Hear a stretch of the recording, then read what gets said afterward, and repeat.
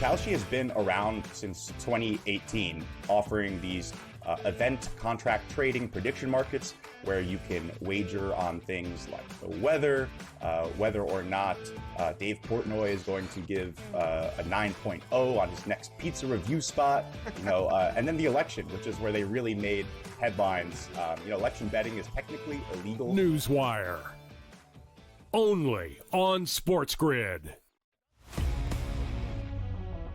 Put Pete Crow Armstrong on the mound to see what he does. Like, Ohtani, just by himself at the plate, is the best hitter in Major League Baseball. Let's just say, keep it in the National League at this point. He's the MVP. So I can't wait till he pitches 6 innings, he gives up 5 earned runs. Time they go like, I don't know if he could be the MVP now. Oh, no, he's still hitting 300 with 45 jacks and just pitched 6 innings in a Major League Baseball game. And people are going to hold that against him. Pro Baseball Today.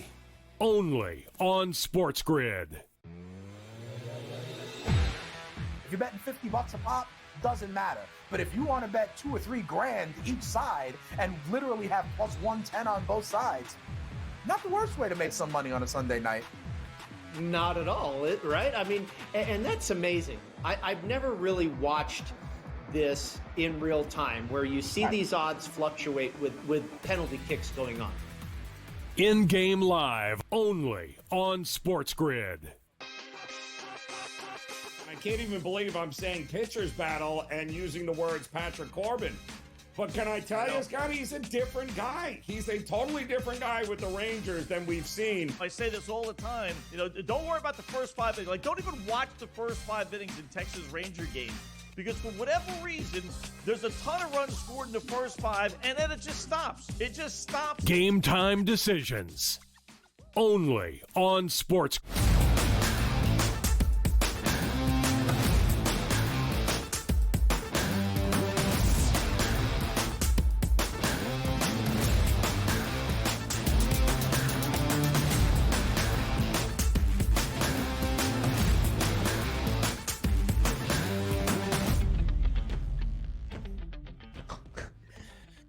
Breaking Welcome news. to hour number 3, our third and final live right here on the first day of this new month. It is now July, and there is so much to get to here in this third and final hour on a Tuesday. He is Donnie Right Side. I am Ben Stevens. NBA free agency continues after its opening night. Yesterday, literally right on cue, our producer extraordinaire, Joe Frieso, just sent me a Shams Charania tweet. It's just about Shai Gilgeous-Alexander agreeing to a 4-year, $285 million Supermax contract. $71.25 million per year. The richest annual salary for a player in NBA history. Maybe I shouldn't have just brushed that off. $71.25 million per year? That's ridiculous. I mean, it's like, and also you're talking about OK. Does this seem like OKC in 2 years is going bankrupt? Like, we used to get the contracts back in the day where I remember when the rookies used to come in, like the late 1990s, Ben, like let's just say Glenn Big Dog Robinson was the number 1 overall pick. And I remember, I think it was Herb Cole who used to own the Brooks, is like, I would rather him pay me this and I'll give him the franchise. Like, we're starting to get to that point, like $71 million a year. Here, just buy a piece of the franchise. Like 4 years, 285. 4 years, 285, completely guaranteed. The guy's in his mid-20s, Ben. By the time he's probably still an MVP candidate at the end of his 20s, what does his next contract look at that point? Is he a billion-dollar athlete in the NBA? I mean, probably not quite a billion, but I don't think it's all that far off to question. $71.25 million. Like, if you have an athletic son, I wouldn't ever put him in football pads. I'd make him play baseball or basketball and try to get this money as you can. So not exactly a free agency signing there for Shai Gilgeous-Alexander. A super max contract, 4-year, $285 million to remain in Oklahoma City for the foreseeable future at a very hefty price tag. They also paid Jalen Williams earlier in the week as well after winning the first NBA championship in 17 years as a franchise in Oklahoma City. DRS, elsewhere in this third hour, we'll break down a full Tuesday slate in Major League Baseball from your brilliant baseball mind. And a big week in the WNBA. We've got all-star captains, we've got all-star starters, and tonight it's the Commissioner's Cup title in Minneapolis. The Lynx, the reigning Commissioner Cup's winners, against the Indiana Fever. Will Caitlin Clark be playing? Nafisa Collier continues her MVP season. Myles Ehrlich will join us later on in this third and final hour to break that all down. Yeah, how can you have the Cup final and only have the 9th best guard in the WNBA playing in that Cup final? It doesn't sound like a lot of excitement here on the part of the WNBA, but here we are at this point. Yeah. Which is more important, the Commissioner's Cup in the WNBA or the Commissioner's Cup in the NBA? It's kind of, I don't know. Maybe the WNBA is bigger deal at this point. I don't think either. To be completely frank with you, the Commissioner's Cup has been doing it for a little bit longer, since 2021. So maybe as we have, improved in the WNBA, it's been part of our nomenclature more as of late. The NBA Cup, the Commissioner's Cup, some in-season competition for that additional wrinkle. Also a big trade yesterday in the W. Nalissa Smith traded from the Dallas Wings to the Las Vegas Aces. The Aces are two-time reigning WNBA champs entering last year, knocked off by the reigning champs in the Liberty in round number 2. Now just 8-8. This season. So where is Las Vegas? Again, a question for Myles Ehrlich a little bit later on. All right, the question to all of you, as free agency began last night around the association, wasn't like a decade ago or even 5 seasons ago that it really came with all the thrills. Where would LeBron James go? Where would Kevin Durant go? Would Blake Griffin be locked inside his house? That was what we used to have when free agency began. Superstars that would change the future landscape of the NBA, making a decision as soon as free agency got underway. Yesterday, even in the notable guys that we showed you in our opening hour, there might be like one starter that signed a new deal with a new team. So has free agency in the NBA lost some of its luster? What does it mean? That was the question for all of you in Fade the Public.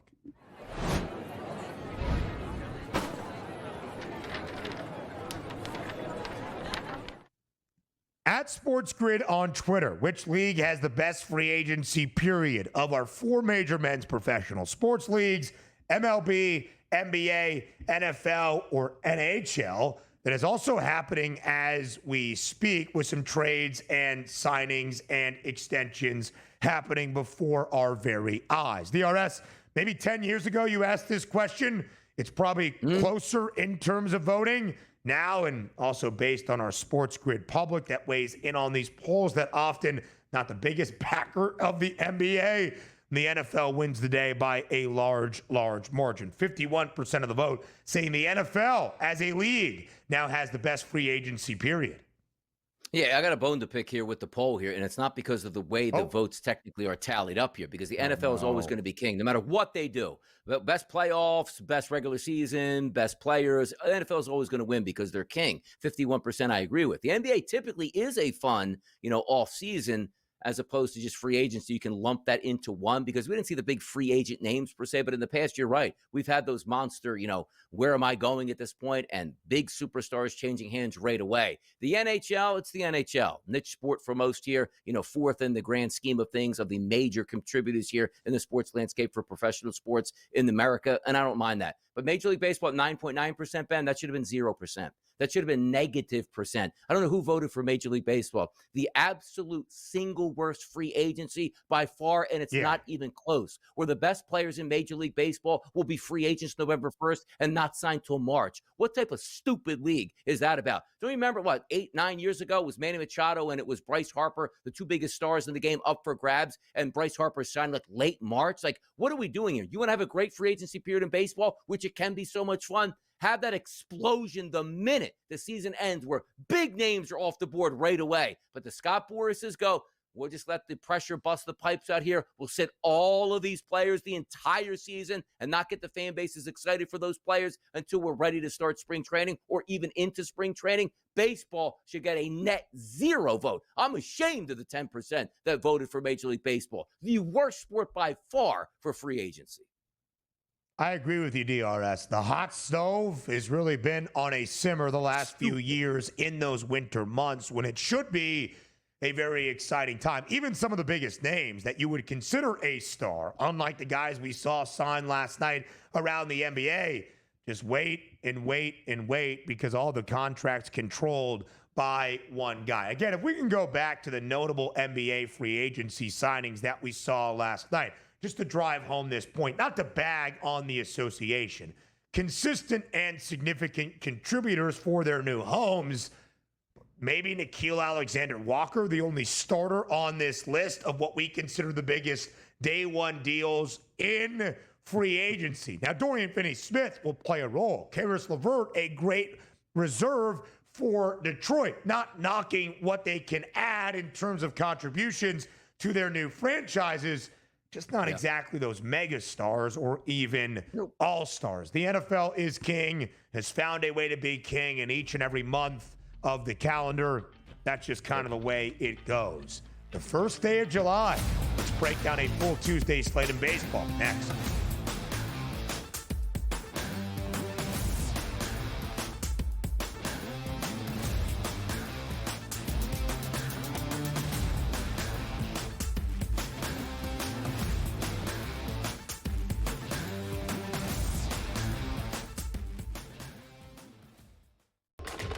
Enter into the magical world of McLuck.com, where even the smallest of spins can win real cash prizes.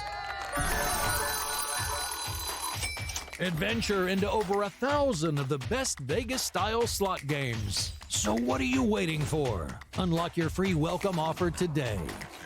Join the fun where winners play and players win. Two guys that can do it all. It's Too much electricity this morning. This is a good time. We're having a lot of fun. I had to do a triple take. Ka-ching! Why? Because of parity. I didn't mean to offend. Yeah, it's not going to happen. Load management is a dirty word. Let him rip. You know what? Circumstances provide the results. What? How do you do this once? Oh, Donnie, you got such a good show there. A network that is booming. The Early Line, only on SportsGrid. The game is on. The stakes are high. But the action isn't just on the field. He's rearranging that rim. Get it inside! SportsGrid's in-game live. Your ultimate second screen experience. Just a little flyer, couple of thoughts. 18.5-point live line. Every prop, every play, every day. Anything can happen. It's complete chaos. It's smarter to be on SportsGrid. We're going to go through every single thing, and I've got a great team behind me that's going to help me get the job done. I want this to be the place that people come to. There is going to be an energy to game time decisions that you will feel night in and night out. We are going to hit every single one of those markets that you need to know about. We will have everything at our disposal, and we will use that to our advantage. There is not going to be a better place, I promise you, than Game Time Decisions. I'm Kevin Walsh. Tune in to Game Time Decisions weekdays on SportsGrid.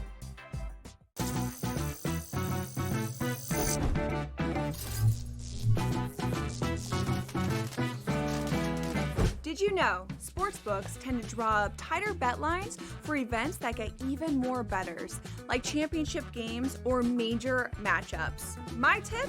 Try betting on less popular sports. You might have a better shot at beating those odds. Now, go get lucky.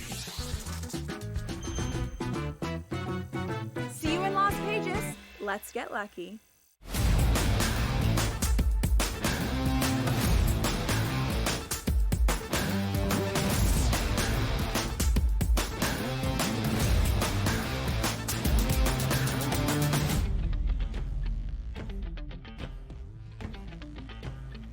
The first day of July, some might call it the dog days of summer, despite us hyping up everything around football here in this month. But DRS, on this first day of July, what a week we have and what a slate we have in Major League Baseball. A very full slate on this Tuesday with some great aces on the bump in arms all around MLB. One of the best teams in the month of June, that was the Milwaukee Brewers. They take that strong June record and now only trailing the Cubs by just a few games in the NL Central.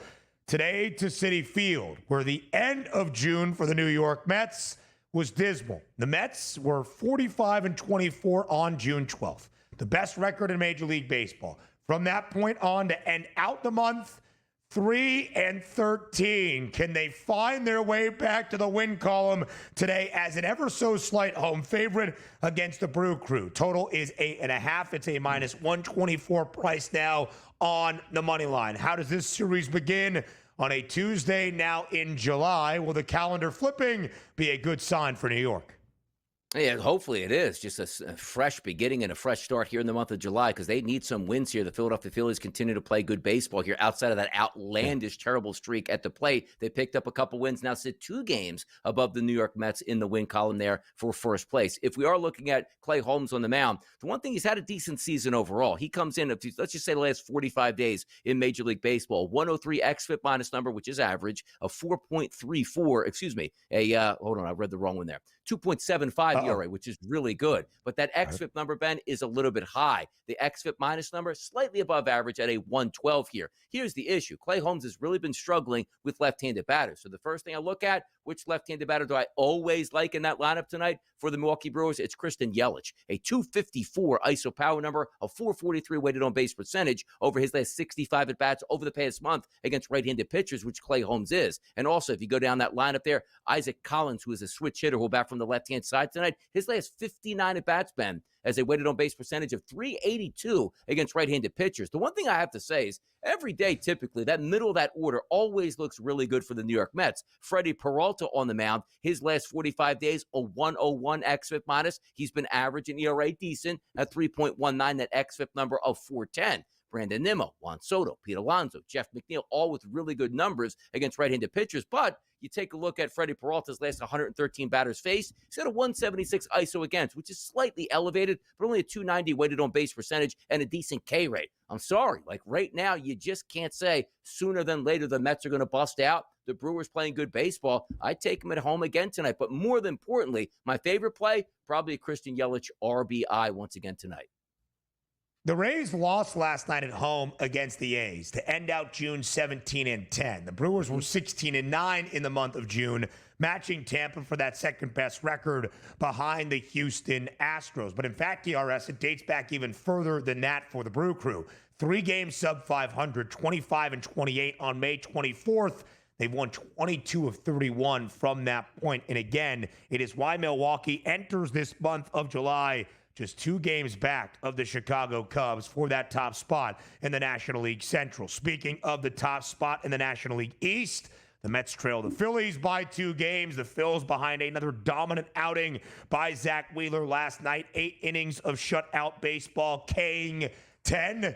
They got that victory to start off their series, planking the San Diego Padres. Today, it's one of Donnie's favorites, pitching Nick Pivetta on the bump in Philadelphia, but Christopher Sanchez on the other side for the Fightins, minus 162. That home money line price in favor of Philly. In Philly, total is 8.5. Will the Phillies make it 2 straight against San Diego here to start off this midweek set?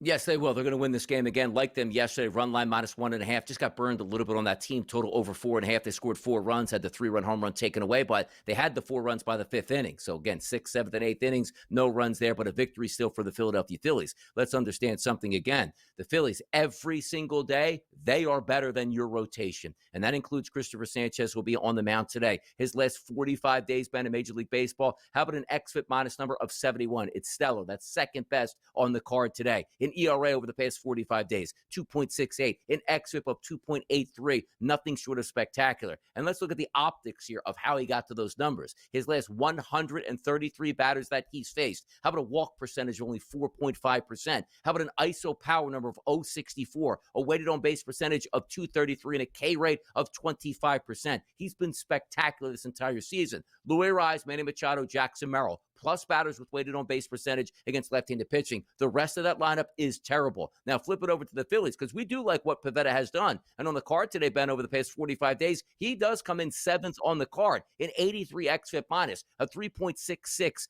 ERA to go with a 3.33 xFIP number. You look at the lineup today, it's better for the Phillies than it is for the Padres. So understand this, better lineup for the Phillies, better pitcher on the mound. Even though Pivetta is a good one, Sanchez is better. You see that 8.5 total? It's 81 degrees with the wind blowing out, and maybe the San Diego Bats wake up. But you saw what you saw last night. 4-0 final. I'm not saying 4-0 tonight, but I don't think we get 9 runs. So I do think the Phillies win. It's a higher price, but I don't think we get the 9 runs regardless if the Phillies win or not. I'm taking the under in Philadelphia.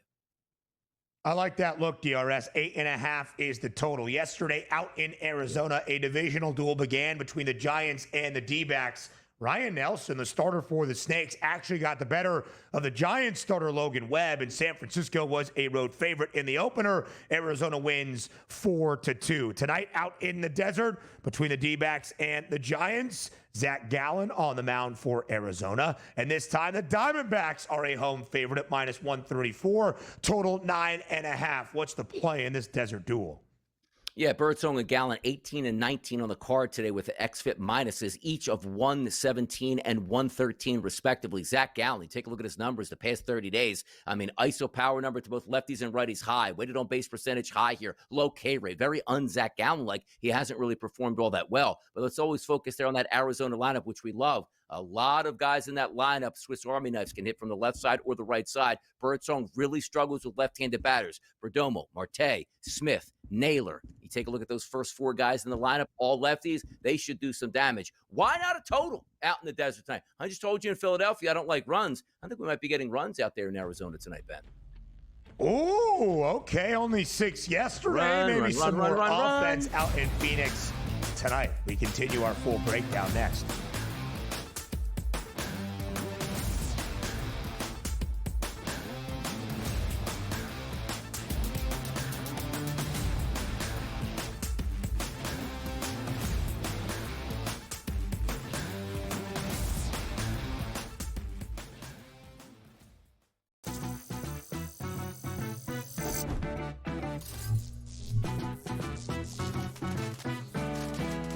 Playing online blackjack and want to try upping your odds? Well, here's a tip. Cheat cards tell you statistics for whether you hit or stand on every move. If you're into stats, this could be your ticket to winning. And it is totally legal. Now, go get lucky. See you in Las Vegas. Let's get lucky. The 2 guys that can do it all. Too much electricity this morning. This is a good time. We're having a lot of fun. I had to do a triple take. Ka-ching! Why? Because of parity. I didn't mean to offend. Yeah, it's not going to happen. Load management is a dirty word. Let him rip. You know what? Circumstances provide the results. What? How do you do this one? Oh, Donnie, you got such a good show there. A network that is booming. The early line, only on SportsGrid. The game is on. The stakes are high, but the action isn't just on the field. He's rearranging that roof. Get it inside! SportsGrid's in-game live. Your ultimate second screen experience. A little flyer, couple of 15.5 point live line. Every prop, every play, every day. Anything can happen. It's complete chaos. It's smarter to be on SportsGrid.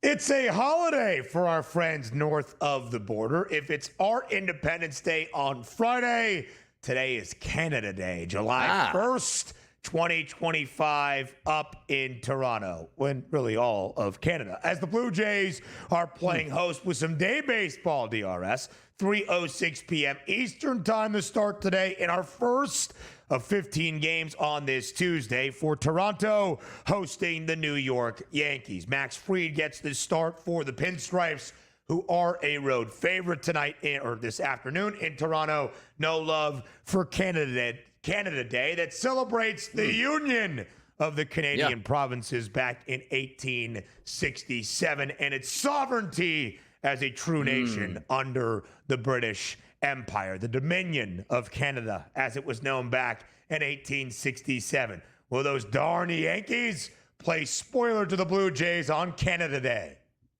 Yeah, look, I mean, they kind of can do two things right this week. They can celebrate today, Ben, and on the 4th of July if they play their cards right. That's my drift here at this point. So let's get to the handicap here on the Yankees and the Toronto Blue Jays, winning all over the place. And by the way, you do have an afternoon game. You can enjoy that. You know, you don't enjoy Max Fried's on the mound. The man has been absolutely filthy, outstanding since signing as a free agent from the Atlanta Braves here. Take a look at his last 45 days. An ERA of 2.81, an xFIP number of 63, an xFIP minus of 63, and the xFIP 2.62 here. You look at Gausman on the mound. He's been okay, Ben. You take a look at the ERA, 4.44. Don't love that all that much over the past 45 days. A 93 xFIP minus, which isn't bad, and a 380 xFIP number. The Yankees lineup here, Ben Rice, Aaron Judge, Cody Bellinger, Jazz Chisholm, Anthony Volpe over the past month. Very good ISO power numbers. It's hard. Like, that's a heavy number for a road team in the Yankees that aren't playing that great of baseball as of late, which means the offense needs to start waking up just a little bit more. But for my money in this game,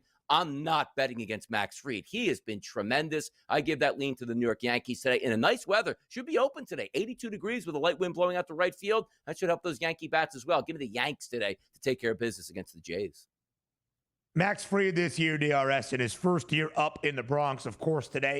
Toronto is 10-2. That ties Tarek Skubal for the most wins in the bigs with a 1.92 ERA, second best ERA in baseball, only behind Houston's Hunter Brown. It was the Blue Jays, though, edging out the Yankees yesterday. 3 RBIs from Vladimir Guerrero Jr. Toronto winning the opener of this divisional duel this week, 5-4 yesterday on a Monday. Mike, the festivities continue for Toronto on this Tuesday. Canada Day. Not exactly like the easiest phrasing. Say Canada Day 10 times fast. Canada Day, Canada Day, Canada Day. It just kind of rolls all in Do they one. shoot fireworks off? Exciting... What do they do? Barbecues? I think so. Like, what do they do out there? Oh, wow. Okay. Big week. Just like the 4th as of Donnie July. might say up there, though, in the great white north. DRS, 2 teams that have struggled this year face off once again tonight in Arlington. And neither team has been great. The Rangers have been putrid offensively, and yet you said that based on the pitching matchup yesterday in the opener this week between the Orioles and the Rangers, might we see some runs? We did. Baltimore beating Texas 10-6 in extra innings, despite Adolis Garcia hitting a tying 3-run home run in the home half of the 10th, and certainly pimped that shot. Today, game number 2 this week between Texas and Baltimore. And as we look at the starting pitching matchup, Jacob deGrom is out there for the Rangers. 3rd best ERA in baseball for the veteran in deGrom, a 2.08 number. His last outing, he took a no-hit bid into the 8th inning. Will we continue to see stellar pitching on the bump today for deGrom in Texas? Yeah, what year is this right now? Is he pitching back for the Mets? Is he the best pitcher in Major League Baseball? That's what you're getting right now. His last 116 batters, Ben, that he's faced over the past 30 days, a microscopic .009 ISO against and a 176 weighted on base percentage. He's giving up nothing here and a K rate of 28%. Now, the Baltimore Orioles over the past month have actually hit right-handed pitching extremely well. A lot of high ISOs and weighted on base percentages there. But as you know, pitching usually really good pitching really usually beats hot bats at that point. And the other side, Brandon Young's on the mound. Only has 18 at bats against him over the past 30 days, but on the season, only 60 in totality. A 240 ISO against and a weighted on base percentage of 419 and a 15% walk rate here and a K rate under 20%. Sounds to me like a run line first 5 innings here that you need to take on Jacob deGrom. Texas should be up at the end of 5. Forget about the bullpens. 8.5 the total yesterday. You probably do feel bad if you did bet the under, as it was 3-3 at the end of regulation. We saw 10 of those 16 runs scored in extras. Plenty more around this full Tuesday slate in the bigs. Next.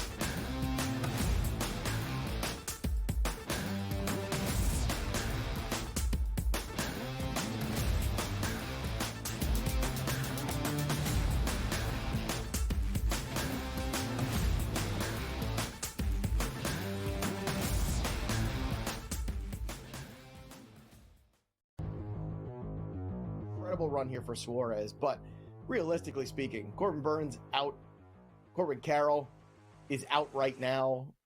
This is not a contending team, especially in that division where you've got the Dodgers and the Padres and the Giants. It's just too much to bear. The Diamondbacks would be smart to let Jordan Lawler play every day, see what he is, and then probably move on from Suarez. Fantasy Sports Today, only on SportsGrid. And there's this one guy that's popping for me. It's like Tillinghast, Bombers Paradise, Get Hot with the Putter, Northeast New York Horse. Like, I know a guy that fits that profile pretty well that won a pretty big tournament at Wingfoot. Like, this is this like perfect for Bryson? It's perfect for Bryson. Wow. The Smiley Show, only on SportsGrid. The two guys that can do it all. Too much electricity this morning. This is a good time. We're having a lot of fun. I had to do a triple take. Ka-ching! Why? Because of parity. I didn't mean to offend. Yeah, it's not going to happen. Load management is a dirty word. Let him rip. You know what? Circumstances provide the results. What? How do you do this once? Oh, Donnie, you got such a good show there. A network that is booming. The Early Line, only on SportsGrid. I do believe that SJ now is the #1 player in the world. The things that he can do from the point of attack, offensively and defensively, his ability to drive downhill and score in all three levels. And the thing I like most about this young man at 26, he's so humble. He's so humble. And that speaks to the whole culture of OKC that Sam Presti and Mark Daigneault has built. Humble team, folks. Betting above the rim, only on SportsGrid.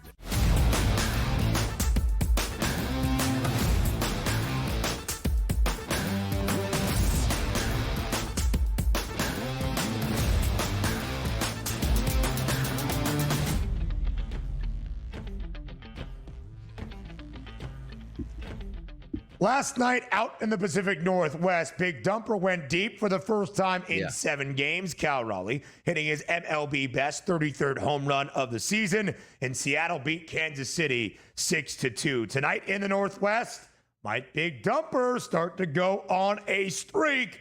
-136, the price in favor of Seattle against Michael Lorenzen and the Royals once again on this Tuesday evening. 8.5 DRS is that total. Last night, nearly 80 degrees by the time we reached first pitch out in Seattle. Then at the end of June, that's warm for a night game there for the M's. What are we seeing on this Tuesday night out in the Northwest?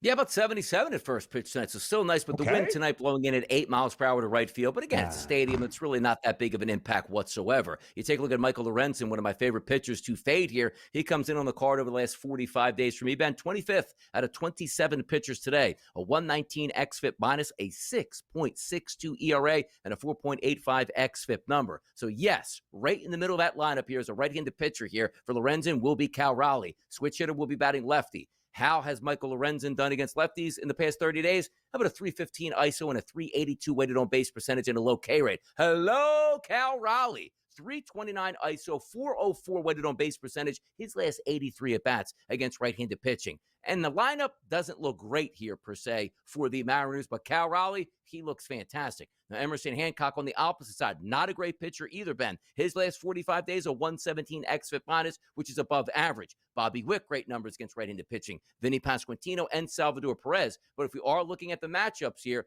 Hancock over the past 30 days, Ben, to right-handed batters, he's been really good. To left-handed batters, leaky to say the least. A 338 ISO against and a weighted on base percentage of 383, a low K rate and a high walk rate. That puts the pass squatch right there in the crosshairs tonight with a 206 ISO and a 440 weighted on base percentage with only a 6% K rate over his last 72 at-bats against right-handed pitching. So how about this? 2 lefties in the lineup tonight. Cal Raleigh one side, Vinny P on the other side. One of those guys is at least getting an RBI, and you're going to take down that plus money up there in the Pacific Northwest tonight. We love Big Dumper. Plus 220 to hit yet another dinger on this Tuesday to start off July. But we still love Vinny Pasquantino. Vinny P, the Pasquatch, has been our guy here on TEL. Now each of the previous 2 MLB seasons. Plus 220 the price, by the way, on Raleigh to hit his 34th home run of the season. 33 by the end of July.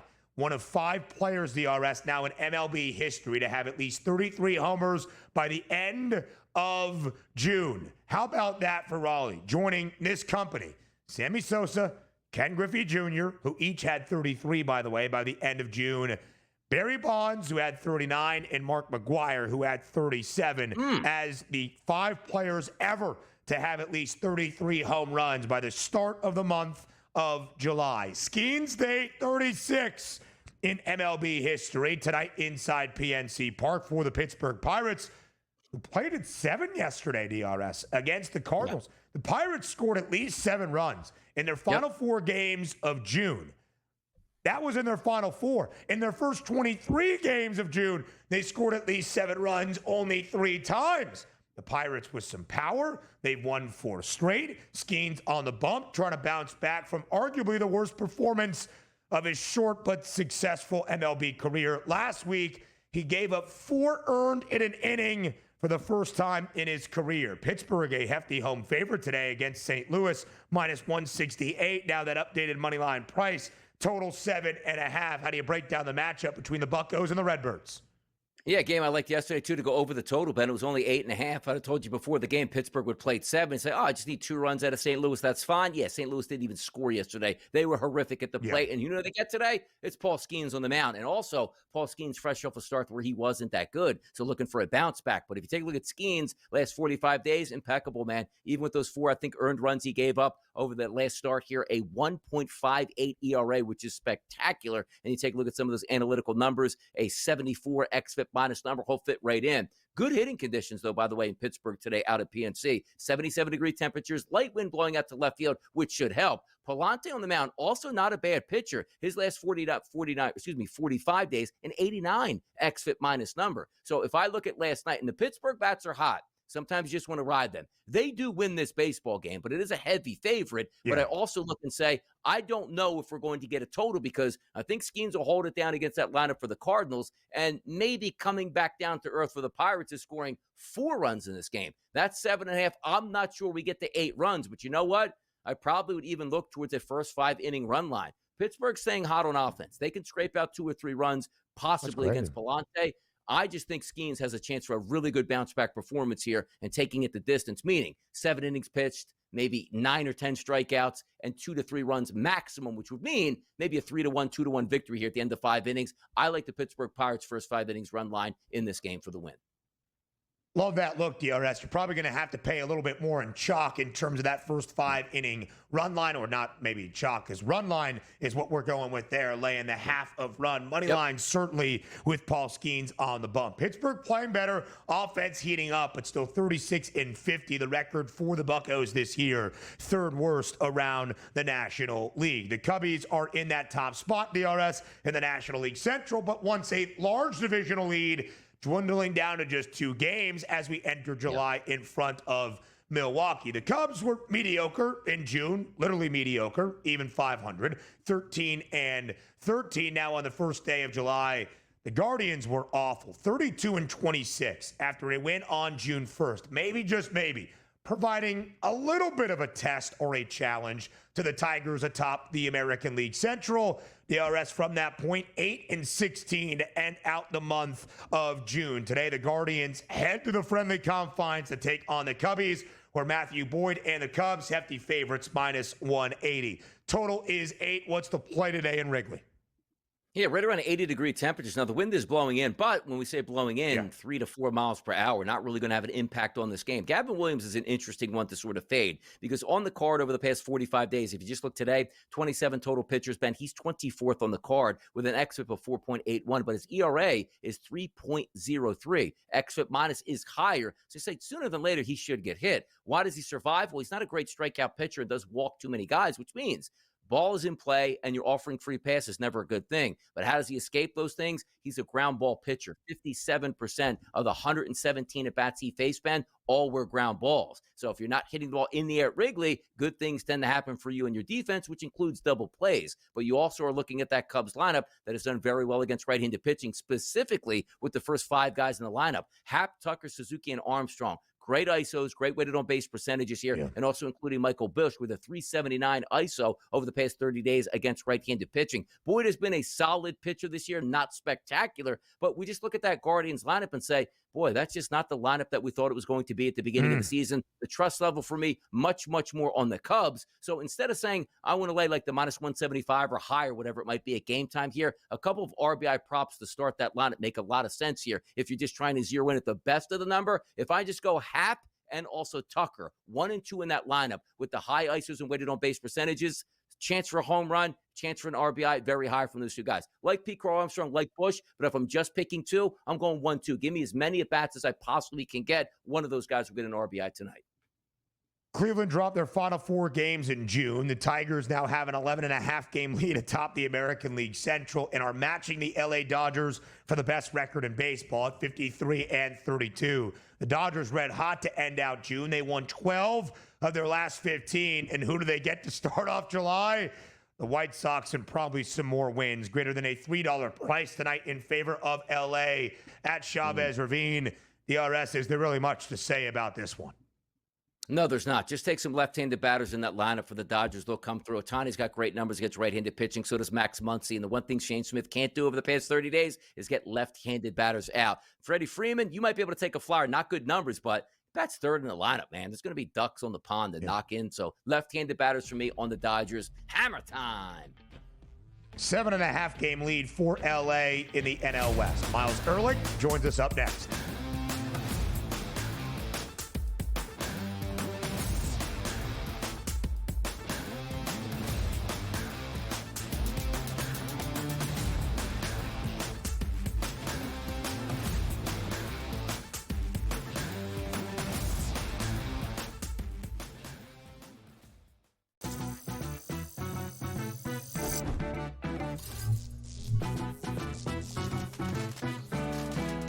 Playing online blackjack and want to try upping your odds? Well, here's a tip. Cheat cards tell you statistics for whether you hit or stand on every move. If you're into stats, this could be your ticket to winning. And it is totally legal. Now, go get lucky. See you in Las Vegas. Let's get lucky. The 2 guys that can do it all. Too much electricity this morning. This is a good time. We're having a lot of fun. I had to do a triple take. Ka-ching! Why? Because of parity. I didn't mean to offend. Yeah, it's not going to happen. Load management is a dirty word. Let him rip. You know what? Circumstances provide the results. What? How do you do this one? Oh, Donnie, you got such a good show there. A network that is booming.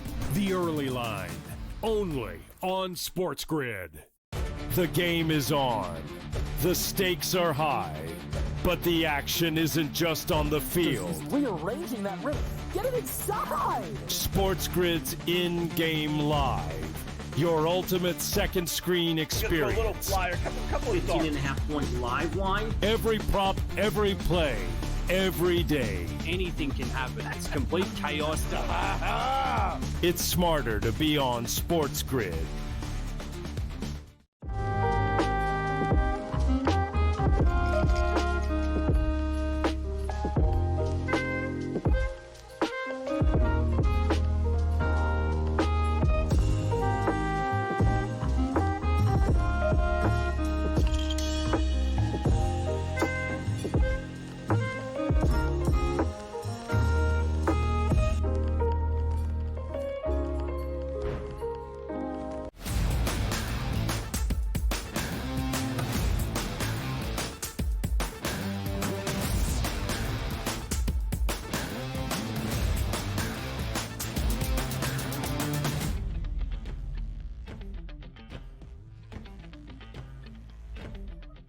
The final day of June was a big one around the WNBA as the season rolls on, and the first day of July will feature a championship contest. It's the final of the Commissioner's Cup tonight in Minneapolis. So for all of that, we welcome on Myles Ehrlich joining us here on this Tuesday on the early line on SportsGrid. Doing great work covering the WNBA. For Winsider, Myles is here to break it all down around the WNBA as the summer rolls on. Myles, as always, we appreciate the time. Thanks for being here. Of course. Good to talk to you, Ben. Good to talk to you, Donnie. Excited to talk W because it's been a busy couple of days, weeks, months. So excited to get into it.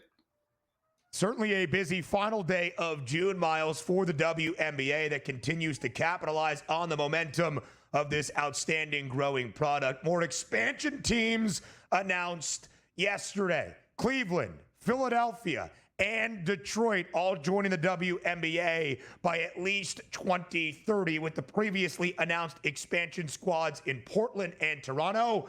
By the time we get to a new decade, that will bring the WNBA from 13 teams currently and 12 a season ago already to 18 organizations. So, Myles Ehrlich, as we look at expansion around the W, what does it mean for the league as a whole to keep adding teams and franchises, it seems, each and every year?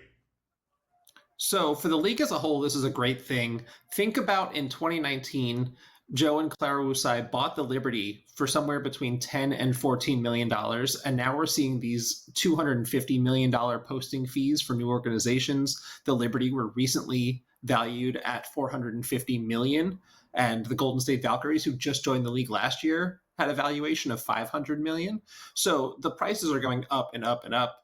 The question that I have is this too much too fast in terms of expansion when there are still so many things that the league can do better in terms of we need rosters expanded? We're seeing right now constantly players are coming in on hardship contracts because they are dipping below 9 players on an active roster. We need to make sure that these veterans are taken care of. So that's a big thing with the next CBA with extending the cap, because right now it's a hard cap that makes it really difficult. There's a lot of stuff that needs to happen for this league to keep up with this momentum, because like you said, it's here and everybody wants in on it. And then as far as the cities themselves, in a vacuum, I love these 3 cities, Detroit, Cleveland, and Philadelphia. But then you look at just kind of the map, and I wonder if we couldn't have had a team in the South where there's a huge lack. I think there's Atlanta there, but not much else in the Southeast. And then at West, we're getting a couple of teams with the Valkyries this year, Portland next year. But it seems like there's a little bit of an imbalance there. I would like to see that representation kind of spread around a little bit more if the league tries to go to 20 or 22 eventually. Yeah, capitalizing on the success, too. Obviously, with the Caitlin Clark, you have Paige Becker's coming in. You know, Juju Watkins going to come in as well. It's rightful that it is expanding. And also, let me ask you this question, because new teams coming in, right? 28, 29, and 30. Did they stagger that on purpose? Because you can't have like 3 teams or 4 teams come in at once and sort of have the WNBA draft and all that. Is that why they staggered this out, just to make sure everybody gets a clean landing in each one of those seasons? So that is probably part of it. I would also say that we don't really know a lot behind the scenes about what goes into securing facilities and building new ones. So that can also play in. But man, as someone who has to cover this on a day-to-day, I don't look forward to expansion drafts every single year. Next year is going to be super weird. Next year is going to be weird because everyone is a free agent in anticipation of this new CBA. So good luck to Toronto and Portland trying to figure out who they're taking off of teams, because nobody is going to be signed to a contract. It's really just going to be almost like a fantasy redraft of the entire league. So yeah, I'm not looking forward to that aspect of it, but it's cool that Golden State has been able to kind of have that spotlight this year as the one team. Next year it'll be split a little bit, but I like one at a time. Yeah, Myles, speaking of expanding in a positive way, the Golden State Valkyries doing an incredible job this year, not only ingratiating themselves to the community there by the Bay, but also have won 7 of their last 10, 9-7, the record for the expansion team this year, the Valkyries in the W. Not just expansion, but trades yesterday in the W as well. Nalissa Smith, during her first year in Dallas, struggling slightly with the Wings, dealt for a first rounder in 2027. And now we'll head to the Las Vegas Aces. Myles, how do you grade this deal between Dallas and Las Vegas? So it's an easy A for me from the perspective of the Dallas Wings, because like you said earlier, 2027 could be the Juju Watkins draft.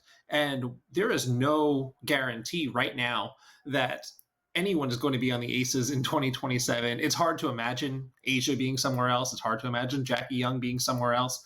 But the fact of the matter is, they haven't had a first-round pick in Vegas since 2022, and now they won't again until 2028. And if you're Asia Wilson and you're looking at your prime, and then you see something like the Golden State Valkyries, for example, where they're pulling in 18,000 fans a night, and they've got a culture building there. Natalie Nakase had been an assistant with the Aces. I mean, I would take that phone call. So that pick could be really, really big. And then if you look at the other side of it, the grade is a B- for me on the Aces side, because they did need somebody to play next to Asia in the front court. She's at her best at the 5, and Nalissa slots in at the 4.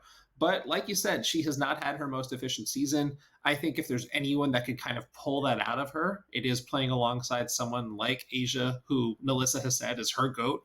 So I think the two of them together is good. But I just don't know what the ceiling is for this Las Vegas team. So trading that future away doesn't make a lot of sense to me. Smith, in her first 3 years in the W with the Indiana Fever, averaged 13 and 8, 13 points per game, 8 boards per game. This year, only about 6.7 and 4.9 rebounds per. Let's talk about the Aces, Myles, in the final minute of this segment. You saw the graphic there, 8 and 8 this year, a team that had won back-to-back WNBA titles in 2022 and 2023. Now fluttering around 500. Do you still consider Las Vegas a title contender around the W? Yeah, I think that they're in the conversation of that second-tier title contender. Right now, even though the Liberty are scuffling down a couple of starters in Jonquel Jones and Leonie Phoebish, they're still at the top for me. So are the Minnesota Lynx, who I know we're going to talk about with the Commissioner's Cup tonight. They're 14-2. And I think that the Aces have been leapfrogged at this point by the Dream. And I don't know, Phoenix is really good too. So they've got their work to do. Plenty more with Myles next.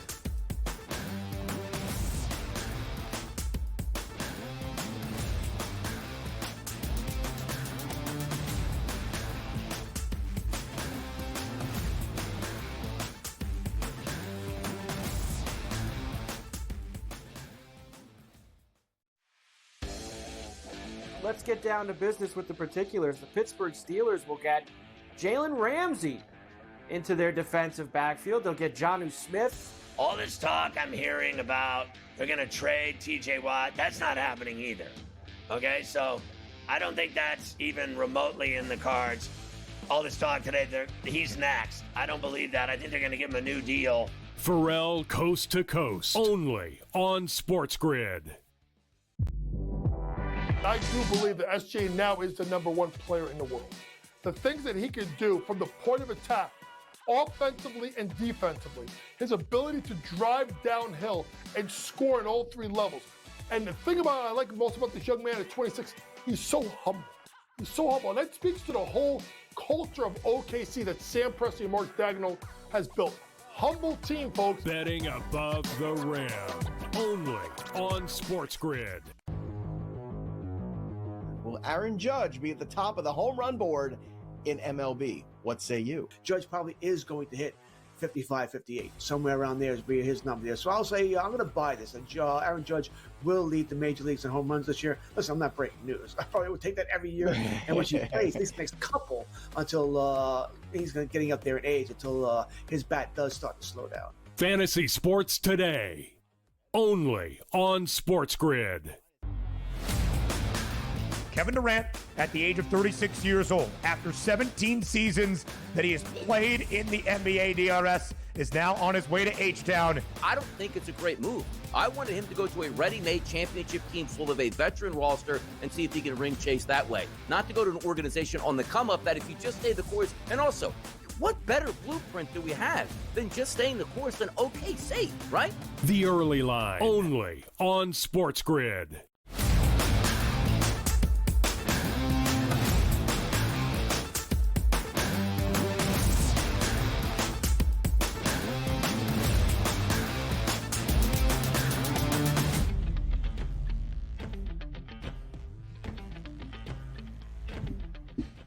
A title on the line tonight in the Twin Cities. It's the Commissioner's Cup final in the WNBA between the Minnesota Lynx, who won the crown a season ago, beating the New York Liberty, and the Indiana Fever. Myles Ehrlich back with us for a second consecutive segment to break down this game and what we will learn tonight about a Minnesota Lynx team who is in the top spot in the WNBA, 14-2, best record overall around the W this season. Myles, as we focus on tonight's Commissioner's Cup title, the Lynx a 6.5-point favorite against the Fever. The over-under stands at 164 and a hook. Before we get to the key matchups and the X's and O's, let's start with the status of one of the stars lining up tonight, we hope, in Caitlin Clark, who, of course, has already missed multiple games this year due to injury, now battling a groin injury. As of practice yesterday, she was listed by Indiana as questionable. What are you hearing about Clark's status entering tonight's Commissioner's Cup final?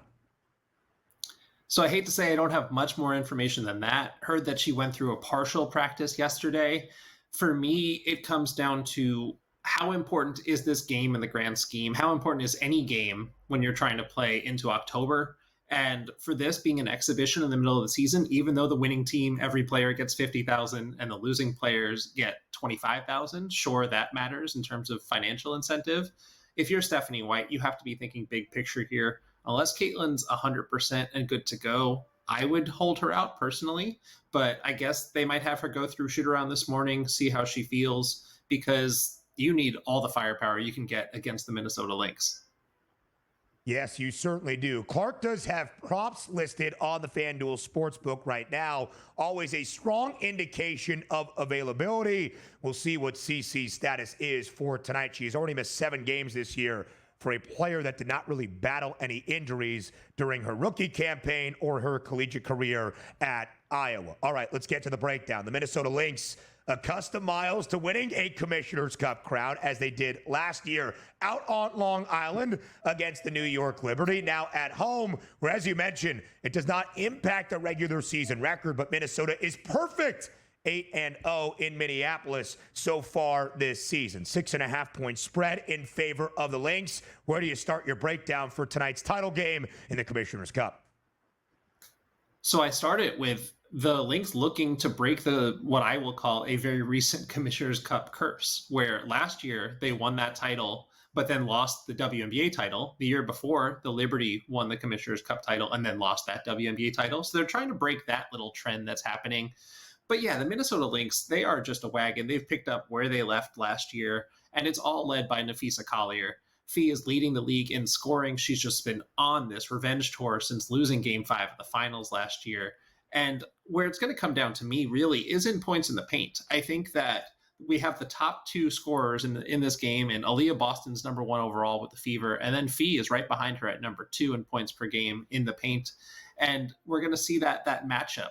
That's the one advantage I would see that Indiana has in this one, is getting the ball down low. But again, that is way more effective when you can run that pick and roll with Aaliyah Boston and Caitlin Clark. And if Caitlin's not out there, are you just kind of spamming pick and roll, or are you just trying to post up deep with Aaliyah? And then that's something else that Minnesota's scramble defense can deal with a lot better. The Lynx are just all over the place going to shoot. They're leading the league in efficiency, offensive rating, now defensive rating as well. So obviously net, they're ahead of everybody else. It's just, there are no holes on this team. And if you're Indiana, you have to play perfect basketball tonight. 14-2 Minnesota, prime for another run to the WNBA Finals that, of course, this year is a best-of-7 set. Second best record to win the championship, or second best price, I should say, to win the championship behind the New York Liberty, as you see there. The odds-on favorite to win that WNBA MVP hardware, that is Minnesota's Napheesa Collier at -240. Myles, final minute of this segment. For some that maybe haven't seen Fee play this year for the Lynx, what will they see tonight? And is the MVP award hers to lose this campaign? Yeah, they're going to see an incredibly efficient player who has probably, her and Bree Jones for me, have the best footwork in the WNBA. It's just, everything is smooth. The fadeaways, the defensive help, she does everything at a plus level. And looking at those MVP odds, Caitlin being second, you mentioned she missed 7 games. There's never been anyone to win an MVP award missing more than 5 games. and that was Jonquel Jones in 2021. Obviously, there were 32 games then, and there are 44 games now, but that math is actually even. Both of those, 7 equates to 15%, just like 5 of 32. So it's working against Caitlin in that sense. Myles, we appreciate the time as always. The early line returns tomorrow, 8 a.m. Eastern. Thanks, Ben.